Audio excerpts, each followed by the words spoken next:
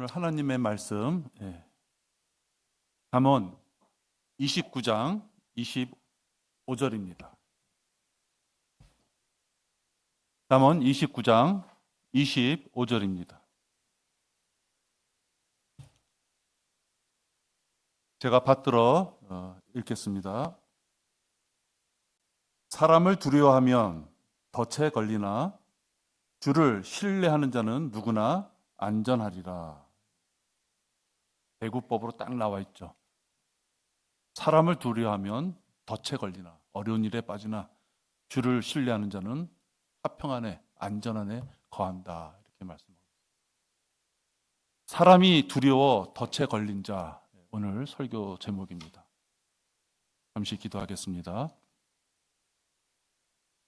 아버지 하나님, 감사를 드립니다.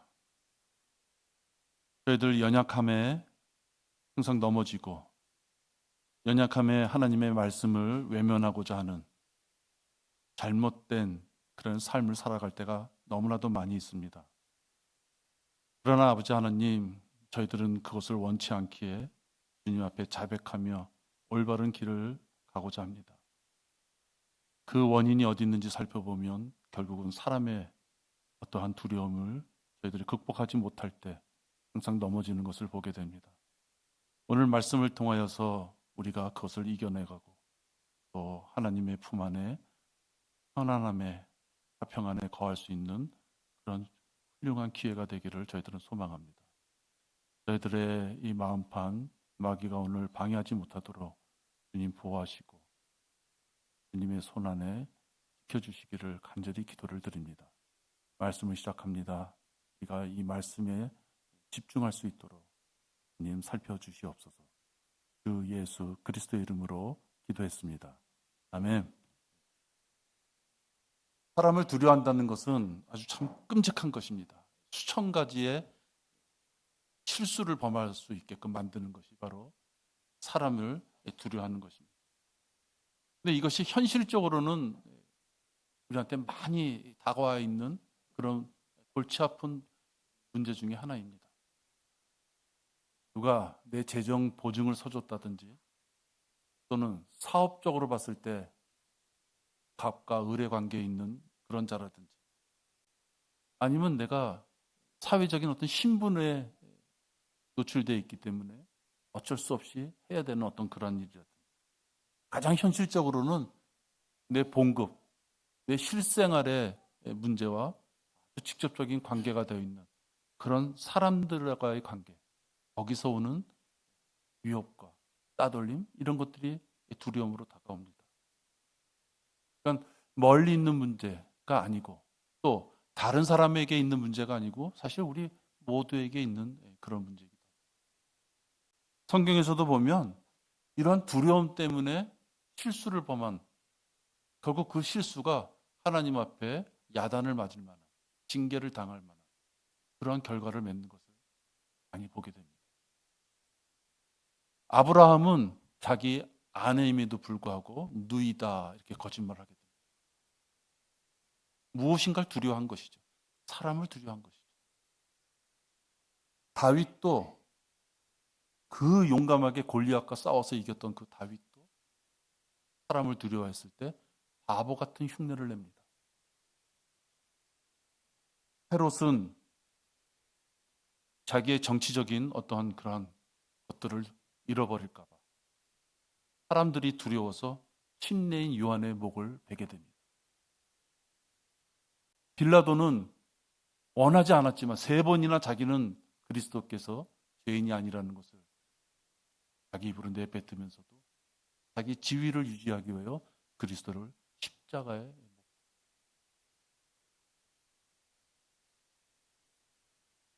삶으며 같은 유대인이라고 할 수 있는 이 바리새인도 예수님이 땅에 초림으로 오셔서 많은 이적을 보이심으로써 영적인 권위가 예수님 앞에 넘어가고 많은 무리가 그리스도를 따르는 걸 봤을 때 바리새인이 자기의 밥벌이를 놓칠까 봐 전전긍긍하다가 기어코는 하나님의 아들인 예수 그리스도를 가지합니다.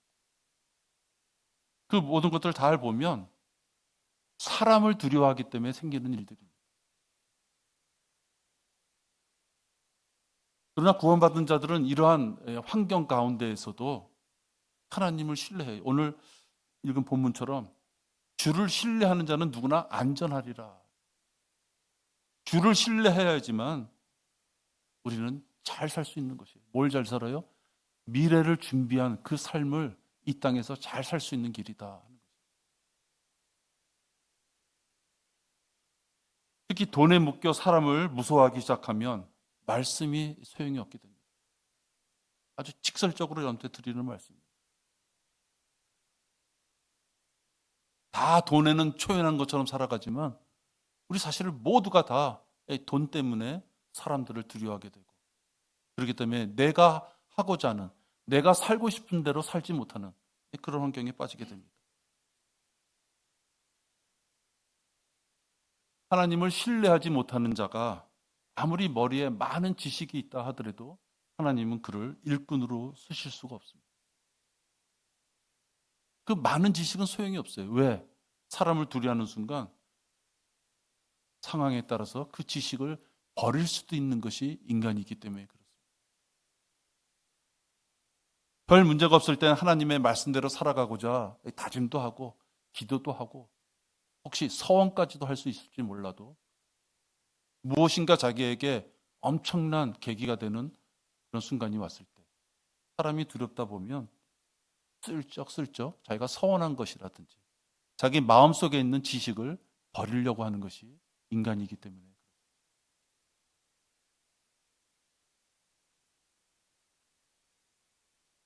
우리 교회는 병개된 성경을 사용하는 모든 제도권 교회들, 거기서 양육되고 거기서 구원받았다고 하는 자들에게 거짓 교리와 행위로서 구원받는다는 것이 잘못됐다는 것을 비판하는 교회가 우리 교회입니다. 이런 중책을 맡고 있는 우리가 주변을 두려워해서 우왕좌왕하는 두 마음을 갖고 자기가 알고 자기가 신뢰하는 말씀을 회피하려는 삶을 살게 된다면 우리는 기존에 있는 제도권 교회 교인들보다 더 나은 것이 없는 것입니다. 그들은 무지했다든지 그들이 기껏 알고 있는 것은 거짓교리다, 거기에 묶여있어 그냥 대충 살아가는 자들이라 할지라도 우리는 그들이 얼마나 잘못됐다는 것을 성경 지식으로, 즉 말씀으로 우리는 분명히 알고 있으면서도 그것을 숨기려고, 그것을 회피하려고, 그것을 입에 담지 않으려고 한다면 그것은 되려 그들보다도 더 못한 것이 아닌가 이런 생각이 든다는 것이죠. 우리는 사람을 두려워하지 않고 주를 신뢰해서 안전하게 살다가 주님을 만나야만 됩니다. 몸과 혼과 영, 혼, 몸을 잘 보존해서 주님을 만나야 되는 것입니다. 사람을 두려워하지 않으려면 하나님께서 얼마나 신실한 분인지를 먼저 알아야 됩니다. 하나님께서 하신 성경의 모든 약속들이 다 이루어져 왔고 또 이루어질 것이라는, 그것을 반드시 이루실 것이라는, 또 이루어질 것이기 때문에 그 하나님을 우리는 신실하신 분으로 우리는 알고 있어야만 됩니다. 그것이 우리가 사람을 두려워하지 않는 힘이 되는 것입니다. 여러분 신명기 7장 9절 보세요.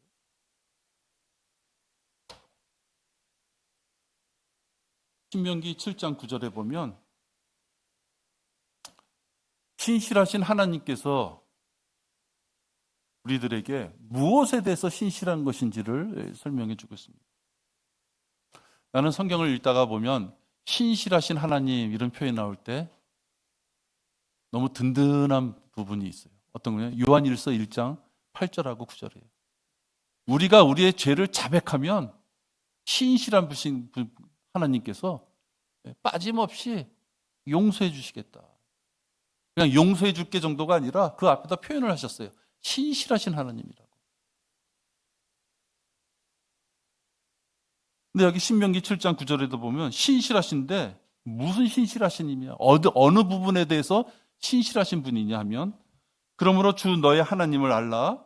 그분은 하나님이시니 그를 사랑하고 그의 계명을 지키는 자들에게 언약과 자비를 일천대까지 지키시는 신실하신 하나님이시며,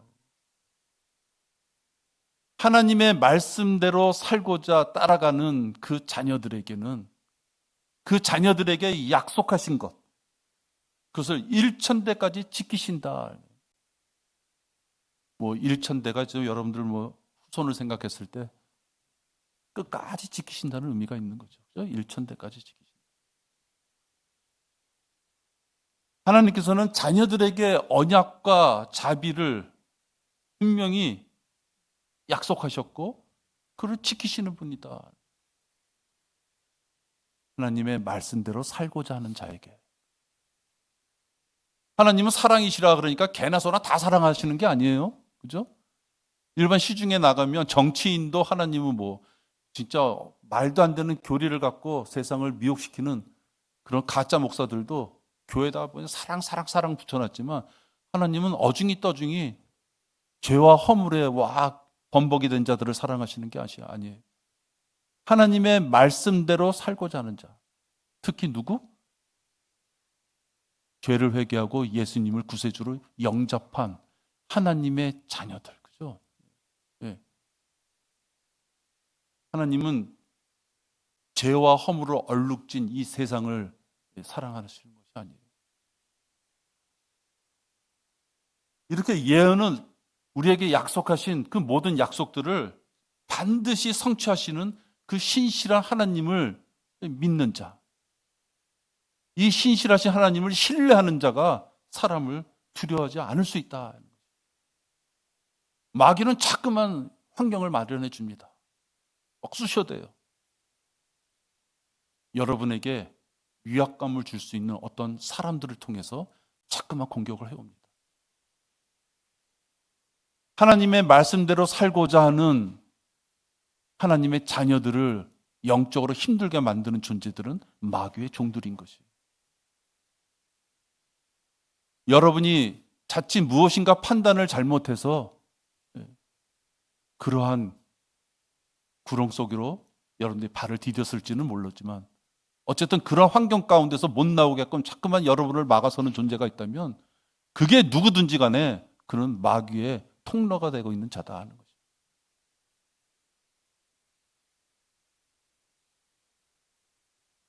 그런 사람들하고 혹시 관계가 틀어졌을 때 그들로부터 유익을 얻지 못하고 오히려 그들로부터 따돌림이나 큰 엇박 가운데 큰 불이익이 당할까 봐 고민하는 것. 그 원인은 무엇이냐? 그들로부터 이 세상에서 오는 유익을 얻고자 하는 것이기 때문에 그렇습니다. 나랑 상관없는 자가 아무리 나한테 와서 협박을 해도 아무 그 권위를 주지 않죠. 분명한 것은 내가 두려워하는 그 자로부터 세상에서 오는 유익을 얻고자 하기 때문에 그래요. 결국 그것은 무엇이냐? 그런 환경이 나한테 계속 유지되는 것은 무엇이냐?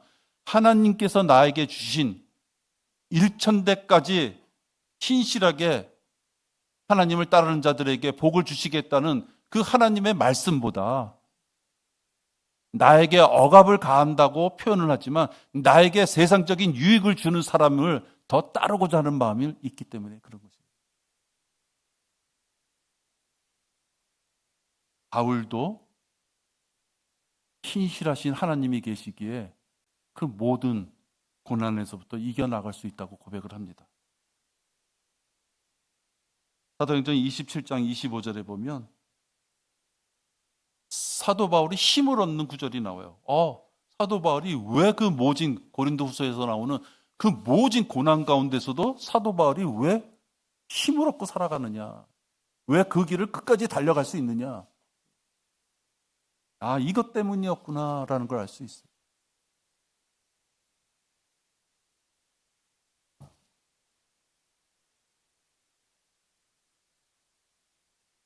사도행전 27장 25절입니다. 그러므로 여러분이요 기운을 내라. 나는 하나님을 믿나니 나에게 말씀하신 그대로 되리라. 여러분이 알고 있는 성경의 말씀들, 특히 바울 서신 13서신을 통해서 교회 시대에 구원받은 성도들에게 주신 그 하나님의 말씀을 알고 믿는 자들에게는 그 말씀대로 그대로 되리라 하는 신뢰가 있어야 되는 것입니다.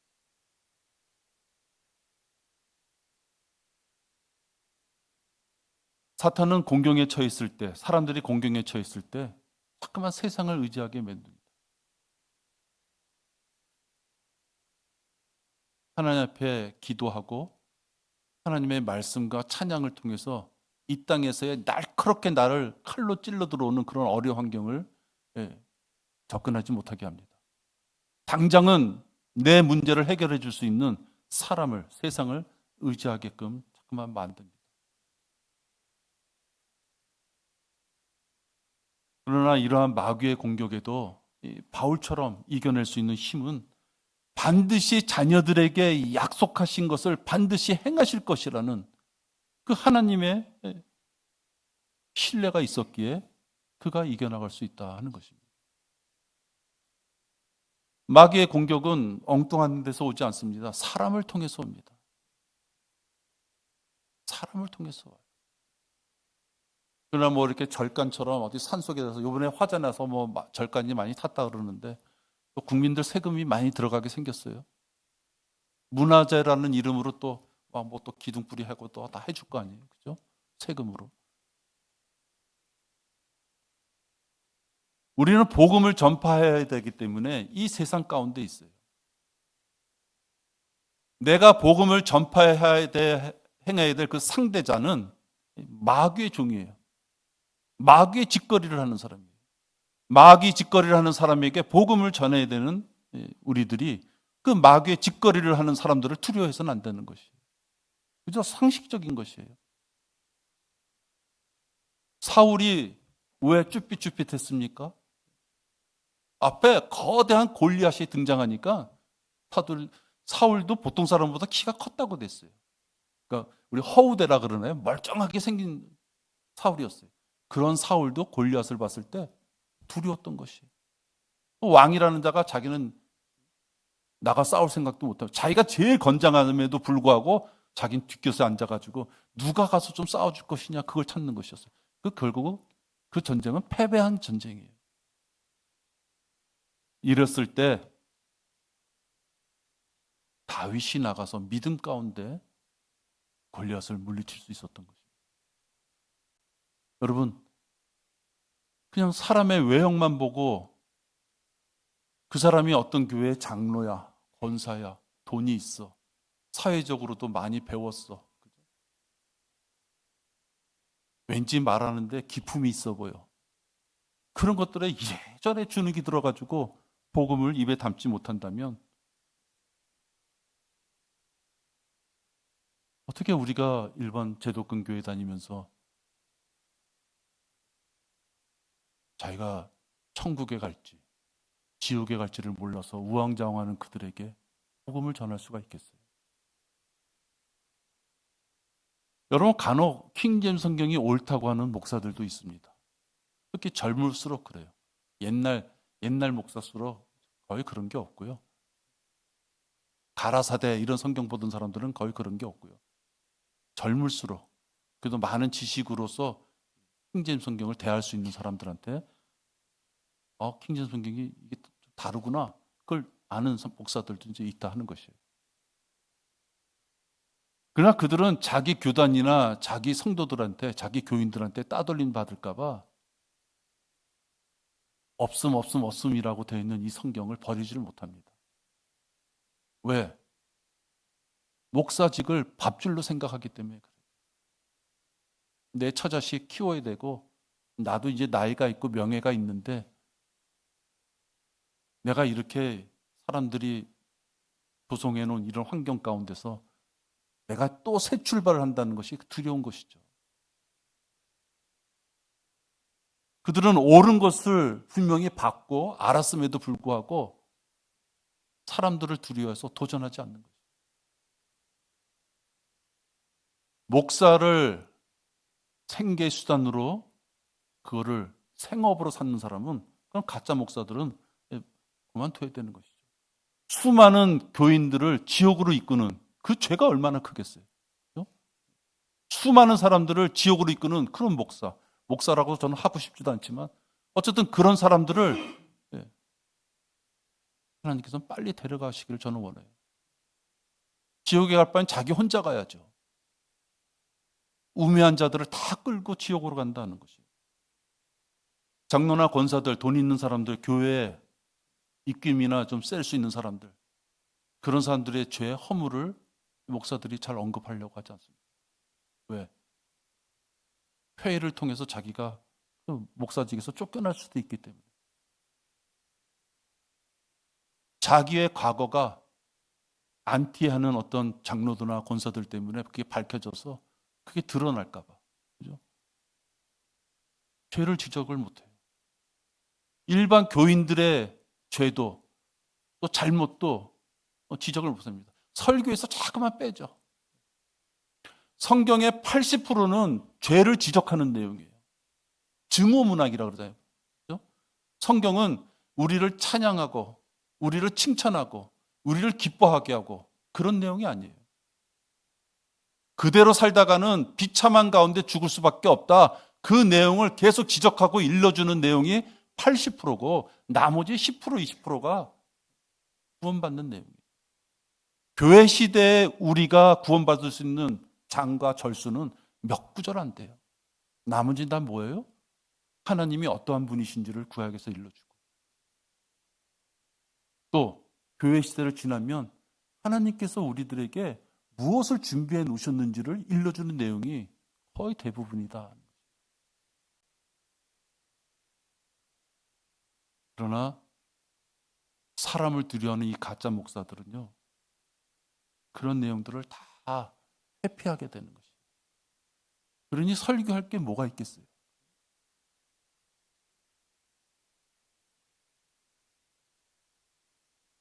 그들도 십자가는 언급해요. 그래야지 자기네들 밥줄이 유지된다는 걸 알아요. 그러나 죄와 지옥에 대해서는 언급하기 싫어하는 거예요. 예수님이 우리를 위하여 죽으셨다는 내용, 그래서 내가 천국에 갈 수 있다, 그 내용을 설명해 주기 위하여 십자가는 언급할 수 있지만 죄와 허물 가운데 있다가는 지옥에 간다든지, 또 죄와 이 허물 가운데 있다가는 그들은 구원을 잊어버릴 수 있다는 말을 해야 되기 때문에 자꾸만 회피하는 거예요. 우리는 한 번 구원받은 자는 영원하게 그리스도의 몸을 이루고 우리는 하나님의 자녀의 신분을 획득해요. 그렇기 때문에 또 한편으로는 여러분에게 죄와 허물이 있으면 안 됩니다라고 죄와 허물을 자꾸만 지적을 하기도 하고 회개, 자백을 하게끔 만들기도 하고, 그죠? 여러분이 듣기가 껄끄러운 얘기를 목사가 해야 될 때 할 수 있는 우리는 그런 환경이에요. 그러나 여러분, 죄와 허물 때문에 언제든지 지옥으로 다시 떨어질 수도 있다는 교리를 가진 데는 멀쩡하게 밝은 모습에 좋은 옷에 사람들 만나보겠다고 구석구석 그렇게 나왔는데 갑자기 죄와 허물을 얘기한다는 건 어떤 뜻이에요? 앉아있는 사람들이 다 새로이 지옥으로 떨어질 수 있다는 얘기를 해야만 되기 때문에 그들은 죄와 지옥, 허물 이런 것들을 언급할 수가 없는 것이에요.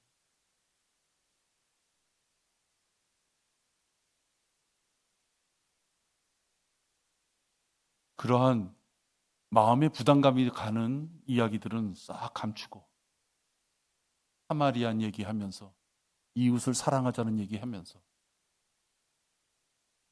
교회 나오면 만사 형통한다고 하는 자들, 그런 자들을 목사라고 생각하고 그런 교회가 올바른 교회라고 생각하고 다니는 자들, 그런 자들을 여러분 우리가 두려워하면 안 돼요.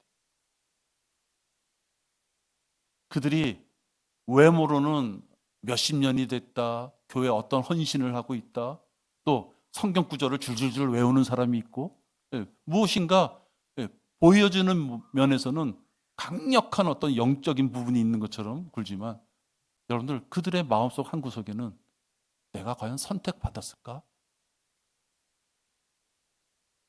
내가 구원받을 정도로 착한 일을 많이 했을까? 내가 저번 때 그 일 때문에 내가 혹시 구원을 잊어버리지 않았을까? 왜 목사가 요즘 나를 차갑게 볼까? 그런 것들 때문에요. 이제 60, 70 나이가 은퇴라는 걸 통해서 나이가 점점 60, 70 이때로 가면요. 불안하기가 짝이 없는 것이에요. 그런 자들을요. 그 껍데기를 보고 우리가 두려워하면 안 되는 것이에요. 절대로 두려워하면 안 되는 것이에요.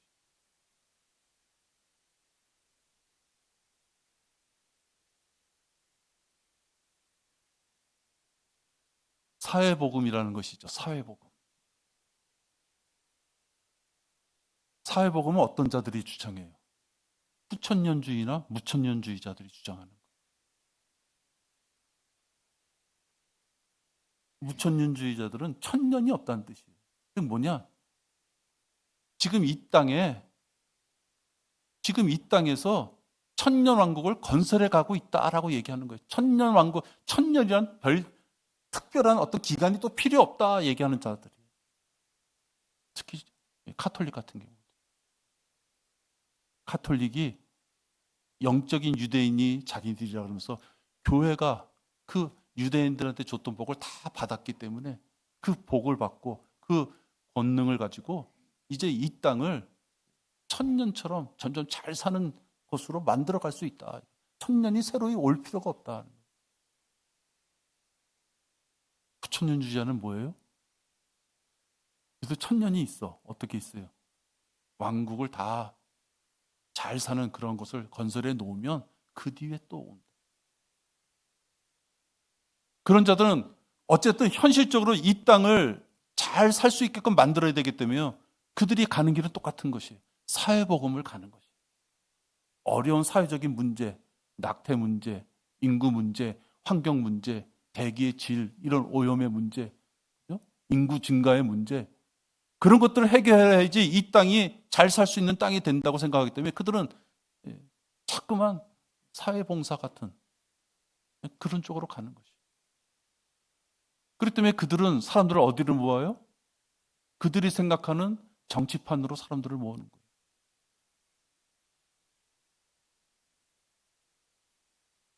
우리나라 사람들은 교회를 다니든 안 다니든 천주교 그러면 조금 거룩해. 개신교 그러면 아니야. 그래서 예전에 정치하던 사람들이 정부로부터 핍박을 받으면 어디로 가요? 교회로 가는 것이 아니라 성당으로 가죠. 그죠? 성당이 크니까 피할 때도 많은가 봐요. 숨을 때도 많고.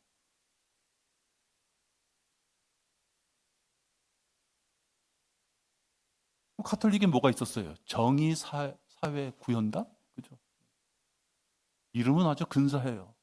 이 땅에서 정의를 이루겠다는 거예요. 이 땅에서 하나님의 뜻, 하나님의 의대로 살아가는 것이 아니라 정의.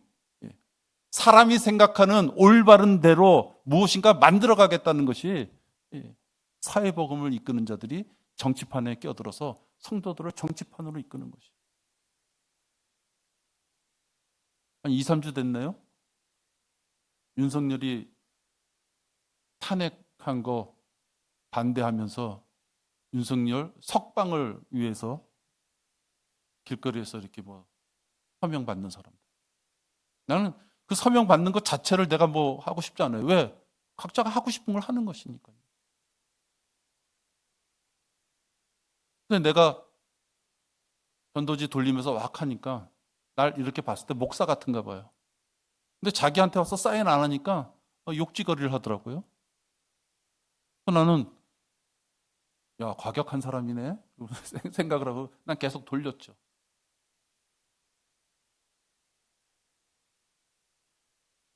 나보고 와서 한다는 소리가 목사 정도 되면 와서 사인하는 게 기본 아니에요? 국민의힘 거기 윤석열 대통령 석방되게끔 목사 정도나 되면서 이런 표현을 하더라고요. 저는 속으로 그랬어요.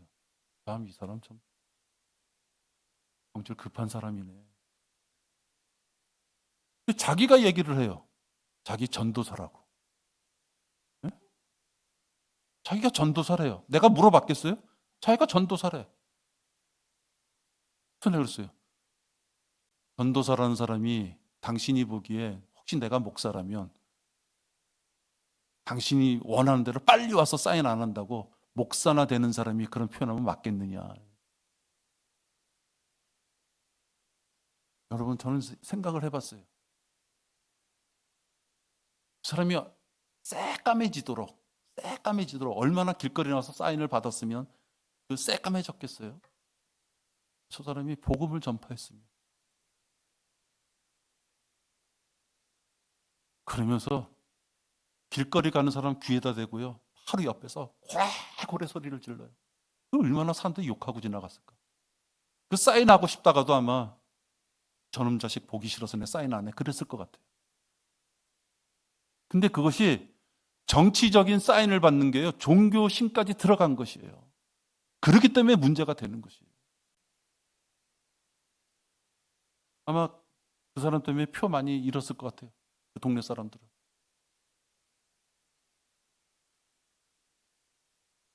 여러분, 사회복음을 주장하는 사람들은 우리처럼 성경 공부합시다. 경배에 꼭 참여하세요. 복음을 전파해야 됩니다. 그런데 관심이 없는 것이에요. 우리 교회 재정이 얼마면 그 돈을 가지고 어디다 쓸까? 누굴 도울까? 어디 가야지 우리 교회 이름 좀 낼까? 어디 가야지 이름 좀 내고 담임 목사 누구 이런 어떤 대접을 받을까?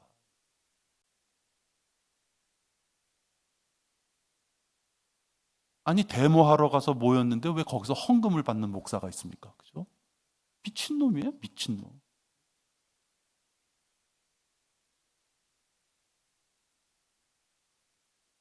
헌금은요, 여러분, 자원하는 마음으로 자기가 하나님의 사역을 위해서 누가 내란 소리도 안 하는데 자기가 정성스럽게 마음을 다해서 믿음으로 낸다 그러면 그거 안 받을 이유 없죠. 왜? 믿음 가운데 하나님 앞에 드리는 거니까. 근데 헌금이라는 이름을 붙일 때는요, 예배가 들어가야 되는 거죠. 예배. 예배를 통해서 예배 순서에 맞춰서 하나님 앞에 자기 마음과 자기 믿음을 드리는 것이에요. 아무 때나 성도들의 주머니에서 돈 긁어내려고 사람만 모이면 헌금하세요. 뭐 헌금하세요? 헌금하세요? 헌금하세요. 그게 앵벌이죠, 앵벌이.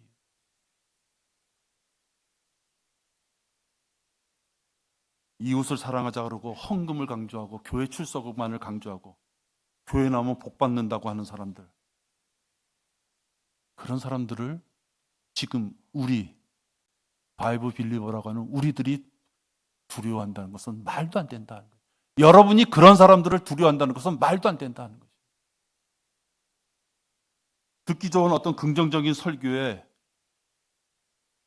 코미디언이 하는 같은 그런 설교에 취해서 천국 가는 보험용으로 교회 나오는 사람들이 있어요. 그냥 그래도 교회 가면 좋은 데 갈 것 같으니까. 여러분, 그런 사람들을 우리가 두려워한다는 것은 수치스럽다는 거예요. 그들은 영이 죽어서 걸어다니는 시체들과 같다는 거예요. 다 시체들이고 영이 죽은. 우린 여러분들 아시잖아요. 그죠? 여러분은 혼이 구원받고 영이 거듭난 분들이. 그리고 여러분의 이 몸뚱아리는 이제 예수님께서 이 땅에 오셔서 부르실 때 변모될 그런 몸뚱아리로 준비되고 있는 거예요. 그러한 우리가 영이 거듭나지 못해서 길거리에 죽은 시체로 다니는 60만 번지르르하게 차리고 다니는 그런 자들을 왜 겁내하느냐 하는 거예요. 목사에게 충성하다가 비참하게, 교단에 충성하다가 비참하게 지옥에 갈 자들이다. 그들은 지옥에 갈 자들이다 하는 거예요. 왜 지옥에 갈 자들을 여러분 두려워하면서 할 말을 못하느냐. 왜 지옥에 갈 자들을 두려워하면서 그들과의 관계를 끊지 못하느냐 하는 것이에요.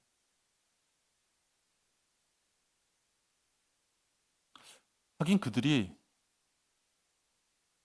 복음을 전하지 못하는 이유도 있긴 있어요. 알지를 못해요. 제가 꽤 오래됐어요. 어떤 목사를 만날 기회가 있어서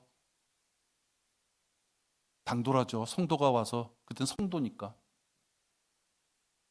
목사님은 어떻게 구원받으셨습니까? 이렇게 물어봤더니 창세기 1장 1절을 보고 하나님이 창조하신 거 보니까 너무 위대하셔서 나는 그때 구원받았다고. 여러분, 그런 목사가 흔한 거예요. 네. 그런 목사가 너무나도 흔한 것이에요. 하나님은 여러 성품을 갖고 계시죠. 여러 성품을 갖고 계세요. 그 여러 성품에 따라서 우리가 그 성품을 공부하고 하나님이 어떠한 분이신지를 알게 될 때마다 우린 놀랍죠. 우리 아버지가 그러신 분이었구나. 놀랍죠. 힘을 얻죠. 그렇지만 그것이 우리들의 지금 구원의 길이 아니다 하는 것이죠. 우리는 고린도전서 15장 3절 4절과 고린도전서 15장 14절, 그죠? 그거에 바탕으로 해서 예수님께서 십자가에 못 박혀 죽으시고 장사되셨다가 다시 3일 만에 부활하신 그 사실, 나의 죄를 회개했을 때 그 죄를 모조리 깡그리 다 없애주시겠다고 약속하시고서 하나님의 경륜에 따라서 예수님이 다시 살아나신 분, 그래서 부활하셔서 우리들로 하여금 변모된 몸에 대한 영생의 소망을 갖게 하신 분, 그분을 우리가 구세주로 영접했기 때문에 구원받는 것이죠. 창세기 1장 1절에 그 말씀이 너무나도 고귀하고 경건해서 구원받는 것이 아니다는 거죠. 근데 목사라는 자가 그 정도 얘기를 하는 거예요. 목사라는 자가. 그런 목사한테서 배워서 권사니 장로니 뭐 이렇게 의시되는 그런 껍데기 뒤집어 쓴 그런 자들을 우리가 두려워하면 되겠느냐 하는 것이에요. 혹시 그들이 성경 구절을 많이 안다면 여러분도 많이 공부하셔요. 그죠? 네. 그들의 생활이 경건한 것처럼 보인다면 여러분도 경건하면 되는 것이죠. 그들만큼도 못하면서 그들에게 말씀을 전하려면 힘든 것이죠. 그건 힘들죠. 우리 몇 명의 성도님들도 가족 간에도 무엇인가 전하고 싶을 때 성도님, 우리 형제님들이 몇 마디 좀 꺼내려고 하면 그쪽에서 그냥 수십 마디를 꺼내는 거예요. 잘. 그럼 말씀이 잘 안 들어가죠. 그런 말씀을 전할 때 여러분들도 하나님의 말씀에 따라서 그 말씀이 잘못됐다는 것을 딱 전할 수 있으면 되는데, 그들보다도 게을러서 아무것도 준비하지는 못하고 그냥 우리 교리가 옳은데, 우리 교리가 옳은데, 그렇게 한탄만 하고 있으면 전할 수가 없는 것이에요. 부지런해서 내가 분명하게 전할 수 있는 능력을 갖추면서, 그렇죠, 군사로서 갖춰가는 것이죠. 교회에서요, 아무리 많은 헌신을 하더라도요, 밖에 나가서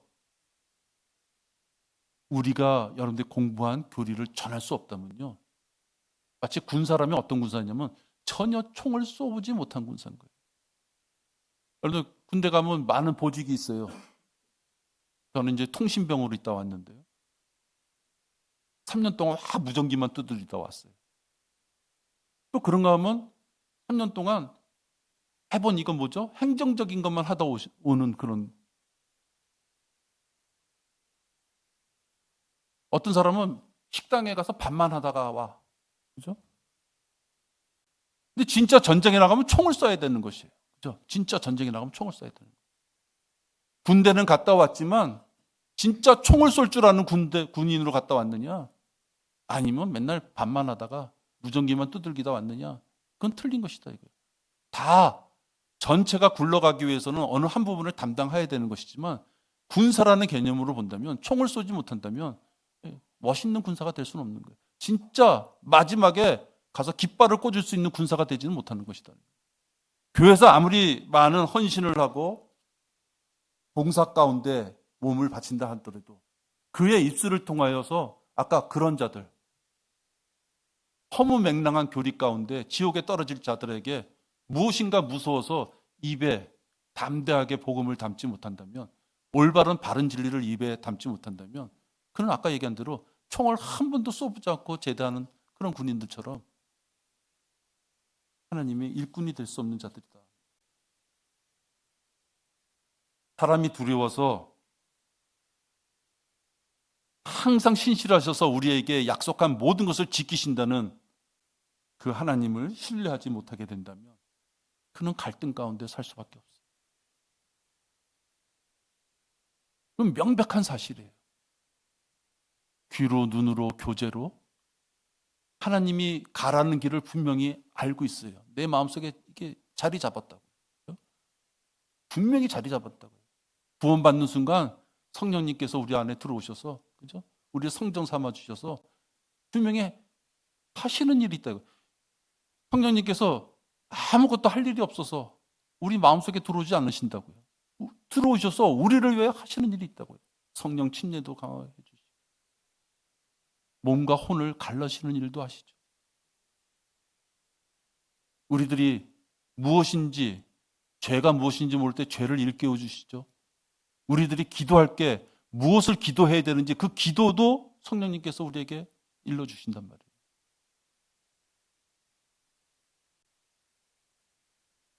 그러한 성령님이 계시는데 자꾸만 하나님의 말씀을 외면하고 다른 길로 가려고 했을 때 그에겐 갈등이 있을 수밖에 없다. 사람마다 연약해서 갈등이 벌어지는 것이 아니라 새 사람과 옛 사람이 분명히 같이 공존하기 때문에 갈등이 있을 수밖에 없어요. 그 갈등이 있는 사람들은요, 미래를 보지 못하는 것이에요. 미래를 보는 사람은요, 지금 내 눈앞에 약간의 돌멩이가 있더라도요, 그냥 터벅터벅 넘어가. 아이고, 깨졌네, 넘어졌네, 무릎 까졌네. 그래도 그 돌멩이를 넘어간다고요. 왜? 또 100m 앞에 가면 이제 결승점이 있다는 걸 알거든요. 근데 미래를 보지 못하는 사람들은요, 당장 눈앞에 넘어지면 다칠 만한 울퉁불퉁한 돌이 있으면요, 가고 싶지 않은 것이에요. 아이고, 왜 하나님께서는 나한테 좀 평평한 길을 주시지? 왜 이렇게 울퉁불퉁한 길을 주셨는가? 투덜댈 수는 있을지 몰라도 그걸 넘어가고 싶지 않은 것이에요. 우리 중에 데살로니가 전서 4장에 휴거를 모르시는 분이 있어요? 네? 우리 중에 계시록 19장에 어린 양의 혼인식을 모르시는 분 계세요? 계시록 20장에 천년왕국의 통치에 대해서 모르시는 분 계세요? 또 21장에 우리들에게 영원한 새 예루살렘이 준비되어 있다고 말씀하시며 상세하게 무슨 재질로 지어주시고 조명은 어떻게 되고 그 모든 것 조감도가 쫙 나와 있는 그 성경 지식을 모르시는 분 계세요? 그게 우리들의 미래라고요. 그죠? 이제 우리들이 금년 4월달, 5월달, 6월달 주님께서 이리 올라오라고 부르실지 모르시겠지만 이 땅에서 생명이 끝나든 살아서 우리를 부르시든 지금까지는 우리의 현실이지만 1분 1초고 뒤에는 미래가 되는데 그 미래에는 고린도 전서에 나오는 영광된 보물이 있고 고린도 후서에 나오는 그리스도 심판석이 있고 그 심판석 뒤에는 뭐가 있어요? 아까 얘기한 대로 천년왕국이 있다고. 그 천년왕국이 끝나면 계시록 21장 2절에 보면 새 예루살렘이 있다고. 우리들이 가야 될 곳과 우리들이 가야 되는 그 과정에서 하나님께서 우리를 무슨 직분으로 우리를 대우하시는지가 쫙 나와 있다고요. 그걸 모르시는 우리 서울선교 침례교회 성도가 있느냐 하는 것이에요. 그렇다면 우리 서울선교 침례교회에서는 절대로 사람을 두려워하는 사람이 그런 성도가 나와서는 안 된다는 거예요. 왜? 그렇게 약속하신 하나님의 말씀보다 나에게 지금 당장 억압을 가할 수 있고 유해를 가할 수 있는 사람을 더 무서워하기 때문에 그런 비참한 사람이 되면 안 된다는 거예요. 그런 수치스러운 사람이 되면 안 된다는 거예요.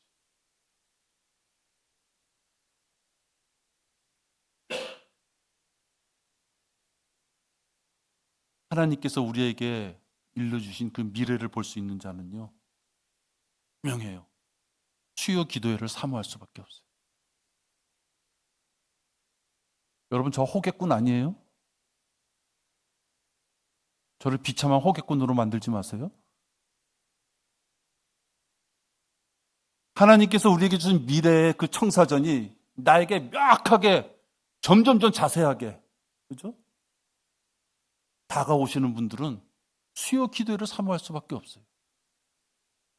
내 생에 마음껏 찬양하는 시간, 내 생에 부끄러울 수도 있지만 내 기도 제목을 내놓는 사람, 각박한 내가 남을 위하여서 중보기도의 제목을 적어갈 수 있는 그 믿음을 주는 시간. 하나님께서 나에게 보여준 그 청사진을 위하여 내가 무슨 연장을 들고 무슨 여행 가방을 들고 준비해야 되는지를 일러주기 위하여 수요 기도에 하는 성경 공부나 주일날 오전 오후에 하는 성경 공부를 통해서 이제 그 길을 가기 위해서 내가 내 손에 무엇을 준비해야 되는지를 성경 공부를 통해서 일러준단 말이에요. 하나님과 밀착할수록 그 시간을 사모할 수밖에 없는 것이에요. 하물며 하나님 앞에 찬양과 헌금과 경배로 설교 말씀을 통해서 하나님 앞에 내 믿음을 그날만큼은 온전하게 보여줄 수 있는, 드릴 수 있는 산제물로 그 시간이나마 나를 하나님 앞에 드릴 수 있는 그 경배를 사모할 수밖에 없다.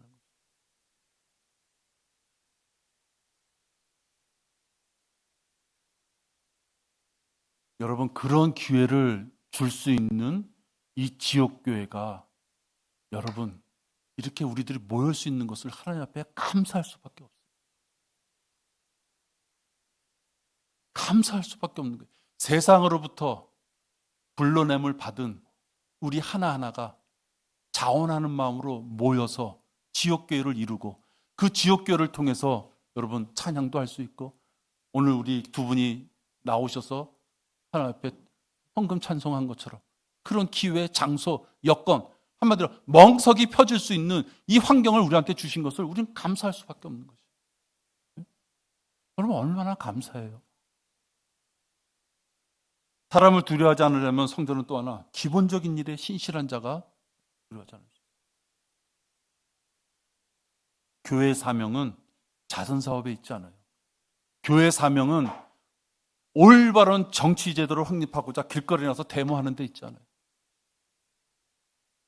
교회 사명은 복음 그다음에 진리의 지식을 전파하는 데 있어요. 그래서 여러분 우리는 말씀을 읽고 기도하고 그 말씀으로 또 살아가면서 간증도 갖고 그 말씀을 주신 하나님과의 관계를 놓치고 싶지 않으면 또 경배에 전념하고 이것이 교회의 사명이에요. 이러한 모든 것을 마음 놓고 할 수 있도록 일러주고 마음 놓고 할 수 있도록 모일 수 있는 환경을 주고 그죠? 이것이 교회가 할 일이에요. 혹시 사람으로 본다면 목사가 할 일이에요.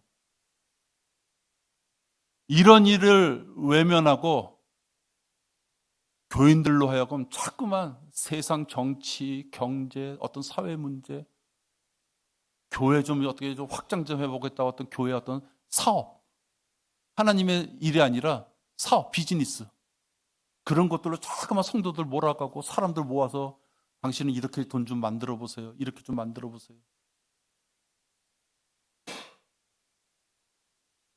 성도들을 엉뚱한 데 정신을 쏙 빼놓게 만드는 목사가 있다면요. 그 목사는 저주에 받을 목사인 거죠.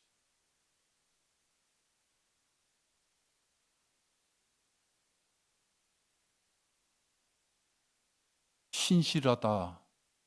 그것은요. 기본적인 사항부터 나오는 것이에요. 사람을 두려워하지 않으려면요. 하나님께서 뻔히 일러주신 것에 우리는 신실해야 돼요. 성경 공부를 하고 기도하고 경배에 참여하고 복음 전파하는 일에 신실해야 돼요. 저는 오늘 여러분 경배 시작하기 전에 한 형제가 와서 나는 어이구야 속으로 이 형제가 갑자기 어디 멀리 가게 됐나?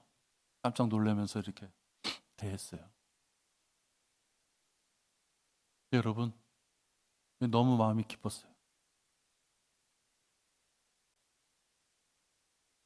이제 이렇게 동생하고 같이 거리설교에 참여하고 싶어서 구령하는 것도 배우고 싶어요. 같이 오시는 분들이 좀 불편하잖아. 견디실 수 있을까? 가족하고 다 얘기됐다고. 여러분, 우리 교회는요, 세상 돌아가는 거 좀 알아보세요라고 했던 것은요, 이렇게 제가 따져보니까요, 야, 저 에어컨 뭘로 넣으면 좋을까? 아니면 야외 가려면 야외가 장소가 어디가 좋을까? 사실 그것 말고는 없었던 것 같아요. 그걸 말고는 우리 서울선교 침례교회 성도들은요, 수요 기도, 오전 오후 성경 공부, 또 주님 앞에 경배 드리는 거. 그거 이외에 여러분들이 생각하신 게 뭐가 있어요? 그거 이외에 여러분들이 교회의 어떤 큰 사역을 위해서 난 없다고 생각이 돼요.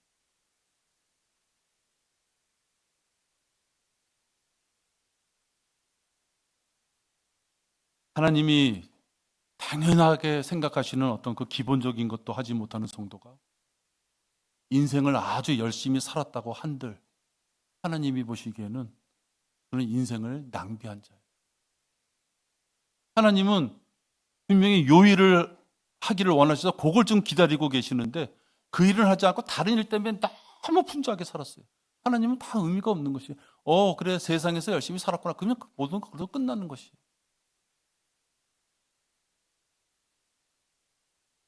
하나님께서는 부족한 것이 없으신 분이에요.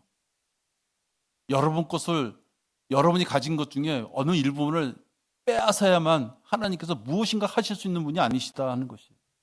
부족하다면 능력을 주셔서 하시는 거예요.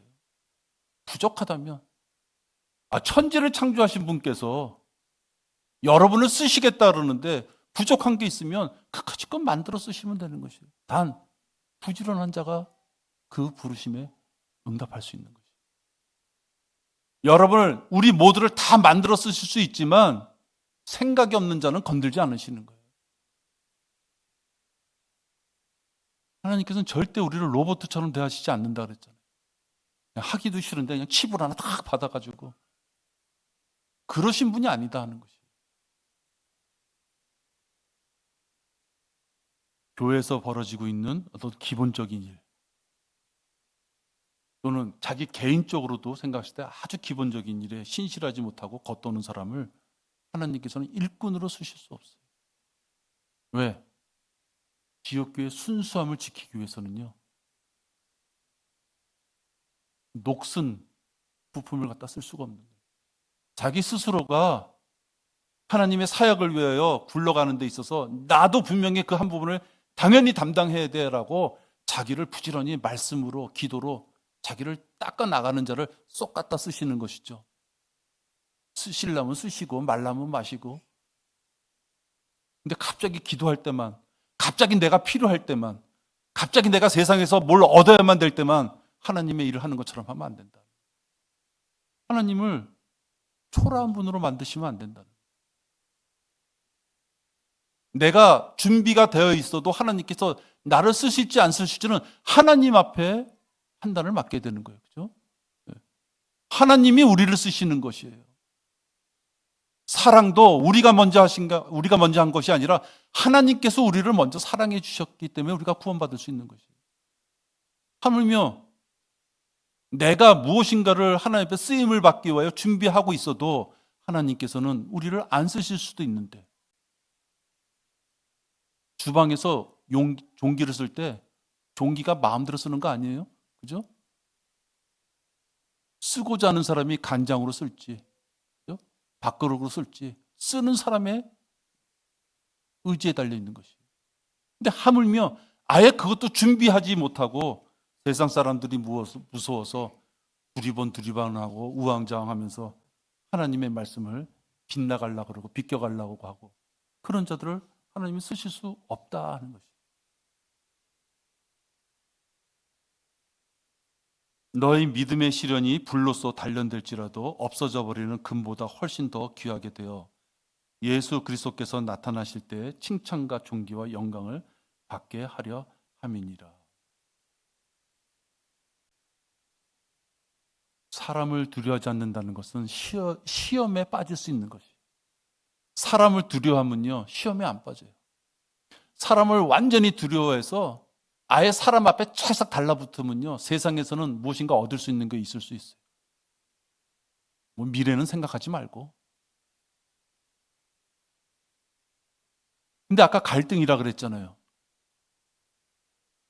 진정으로 누군가가 구원받았다면 세상으로 바짝 가기에도 이 갈등이라는 것이 생겨서 가지도 못하는 것이에요.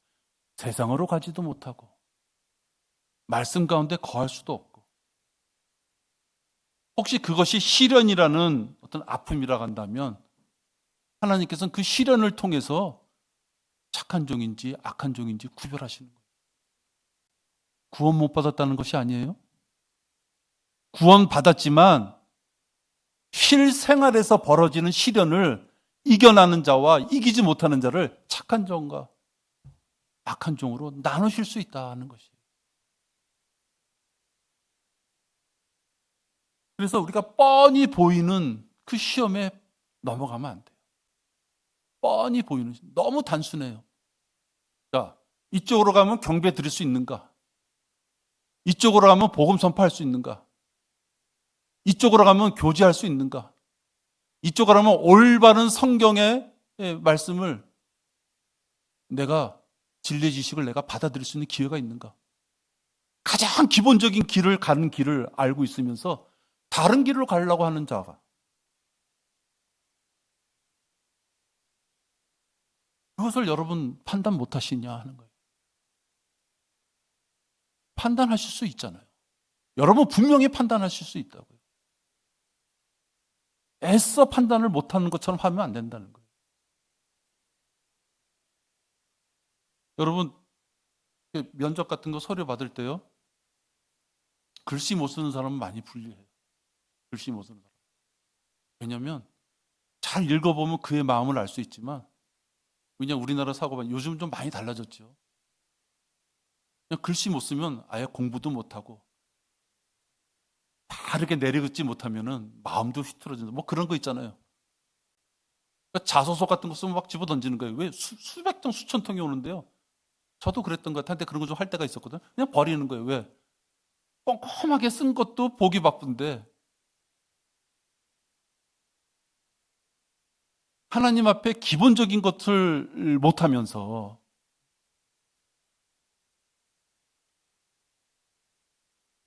어떻게 하나님 앞에 기도 응답을 바랄 수가 있겠느냐. 하나님께서는 여러분이 기도 응답을 요구하실 때 다 들어주시죠. 사랑하는 자녀잖아요. 핏값으로 산 우리들이잖아요. 또 셋째 하늘에 가면 영원히 같이 살아야 될 우리잖아요. 그런 우리가 이 마귀의 세상에서 왜 비참하고 왜 어려운 환경 가운데서 살기를 원하시겠느냐고요.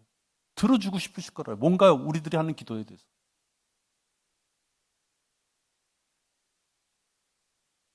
근데 경배도 없고 말씀도 없고 찬양도 없고 그냥 눈물 뿌려서 기도해.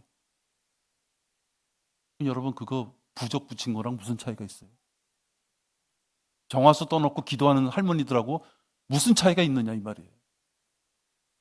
하나님 앞에 다가가는 기본적인 삶을 안 하면서 그저 달라고 하는 그 모습을 봤을 때 어떻게 주겠냐고요.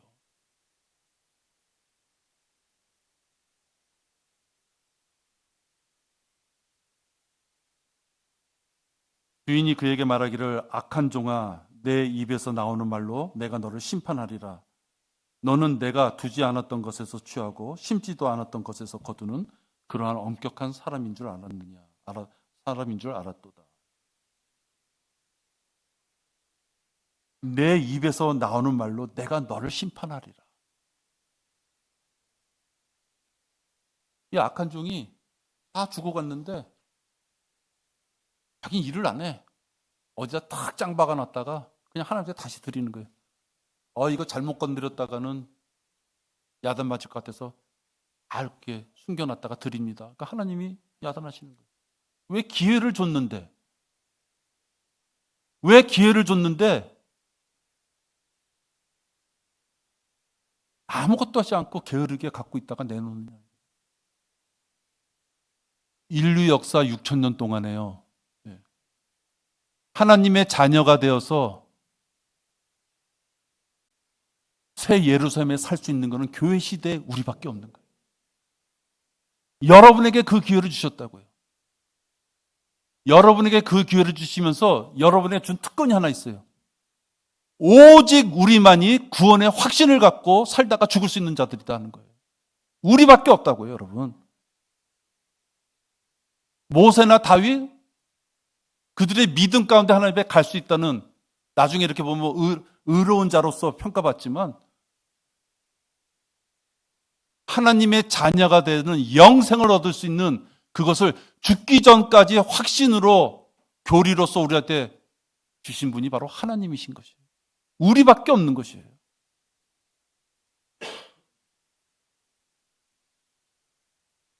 그런 우리가 여러분 우왕좌왕하면서 살면 안 돼요. 제가 오늘 드리는 이 설교에도 우리 많은 사람이 해당돼요. 어떻게 보면 다 해당되는 거죠. 왜? 수시로 마귀가 공격하니까. 성경은 진리예요. 왜 진리냐? 그 말씀대로 지켜지고 지켜질 것이기 때문에 100% 그렇게 되어질 것이기 때문에 진리예요. 아까 제가 광고 시간에 하나님의 경륜 말씀드렸는데요. 난 사실 그 쭉 읽으면서요. 하나님 참 감사합니다.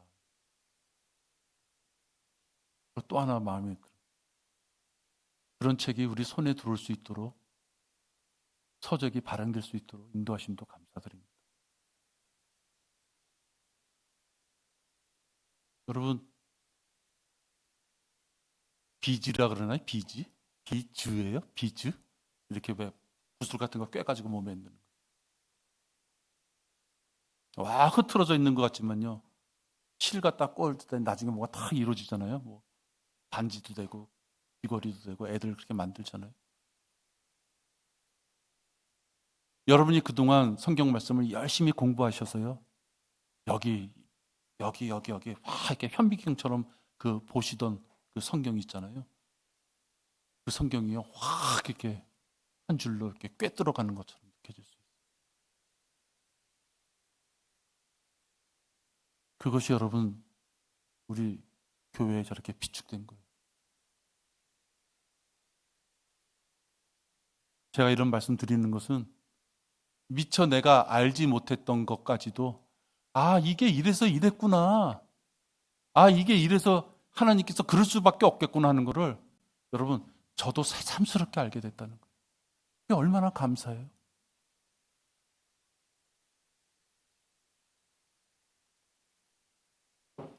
신실한 하나님께서는 자녀들의 생활을 100% 책임져 주세요.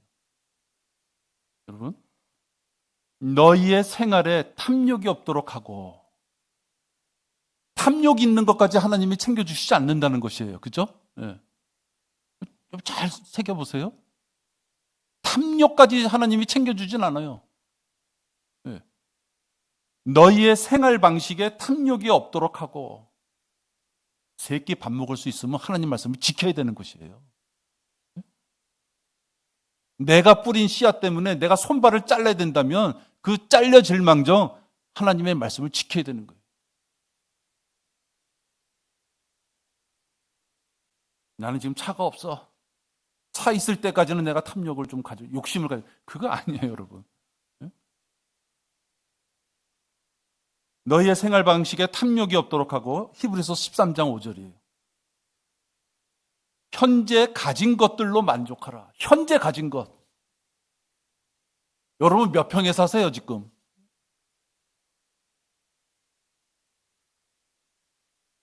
그 가진 것, 현재 가진 것들로 만족하라. 이는 그가 말씀하시기를 내가 너를 떠나지 아니하고 너를 버리지 아니하리라고 하셨음이라. 우리 아까 앞에 구절들 보면 하나님의 말씀과 계명을 지키는 자는 천대까지 무엇인가 하나님이 우리를 눈여겨보시겠다고 하셨잖아요. 바로 그분께서 우리를 떠나지 않겠다는 것이에요. 버리지 않겠다고 지금 말씀하셔요. 요한복음 10장 28절과 6장 37절에도 보면 한 번 하나님의 자녀가 된 자들은 누구든지 와서 뺏어갈 수도 없고 내놓지도 않겠다고 말씀하셔요. 그런 하나님께서 13장 6절에 보면 그러므로 우리가 담대히 말하기를 주는 나를 돕는 분이시니 사람이 내게 무엇을 하든지 내가 두려워하지 아니하리라. 이 여러분의 말씀이 되었으면 하는 것이에요. 주는 나를 돕는 분이시니 사람이 내게 무엇을 하든지 내가 두려워하지 아니하리라.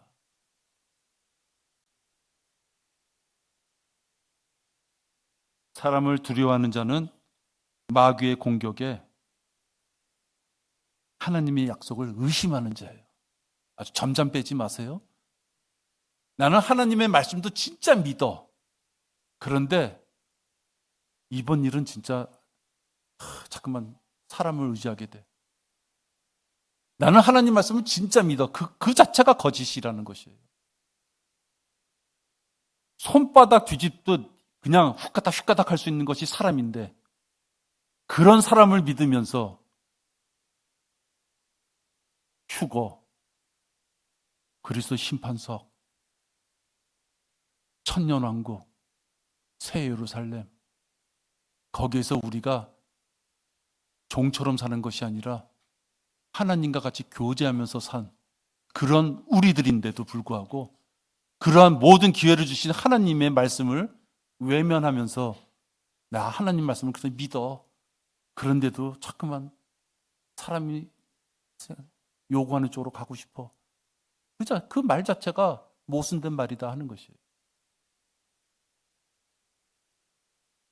사람을 두려워하다가 마귀가 놓은 덫에 걸려서 허덕이지 말고요. 주님을 신뢰하는 가운데 주님의 날개, 그 얼마나 멋진 표현이에요. 주님의 날개 아래 거하는 우리가 되어야 됩니다. 주님의 날개 아래서 화평도 얻고 안전도 얻을 수 있다는 그 믿음이 흔들리면 안 돼요. 당장은 내가 잘라버릴 게 있어야 될지 몰라요. 그렇죠? 우리는 가끔가다 의사들 욕하죠. 그 자를 정도까지는 아닌데 아니 왜 그 무릎까지 올라왔어? 아니 왜 그 손가락 하나를 다 잘랐지? 의사들은 판단하죠. 네. 크게 아쉬워서 조금 남겨놨다가는 점점 잘라야 되기 때문에. 여러분이 지금 사람의 문제, 이 세상에서 주는 억압의 문제 때문에 걸쳐있는 문제가 해결되지 않고 있다 그러면은 여러분 어느 한순간에는 잘라버려야 될 것이 있는 것이에요.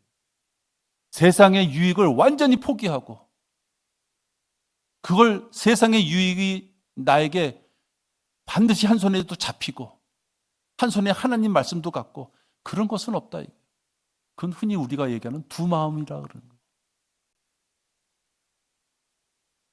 주변 사람들하고 왼수지라는 것이 아닙니다. 영적으로 독립해야 된다는 것이에요.